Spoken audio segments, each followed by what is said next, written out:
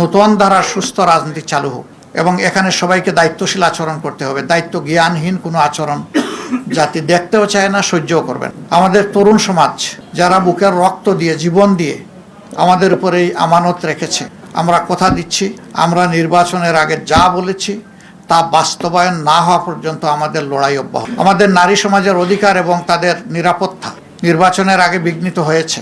আমরা তাদের অধিকার নিরাপত্তার পক্ষে লড়ে যাব, আমরা ছাড় দেব। আমরা বাংলাদেশের প্রত্যেকটি নাগরিকের পক্ষে আছি। আমরা কোনো দলের পক্ষে নয়, গোষ্ঠীর পক্ষে নয়। আমাদের অবস্থান আপামর জনগণের পক্ষে। এই জায়গা থেকে চুল পরিমাণ সরার আমাদের কোনো সুযোগ নেই। দেশবাসী আমাদের ইন্টেনশন দেখেছেন। আমরা গতকালকেই বলেছিলাম, আমাদের ভদ্রতাকে, ইতিবাচক দৃষ্টিভঙ্গিকে কেউ যদি দুর্বলতা মনে করেন, তারা নিজের উপরে জুলুম করবেন। এটা আমাদের দুর্বলতা নয়, এটা ছিল আমাদের উদারতা। উদারতাকে দুর্বলতা মনে করলে বিপত্তি তাদের জন্যই ঘটবে যারা মনে করবে। আমরা বিনয়ের সাথে বলবো, এই সমস্ত অপকর্ম এখন বন্ধ করুন, এখন, রাইট না।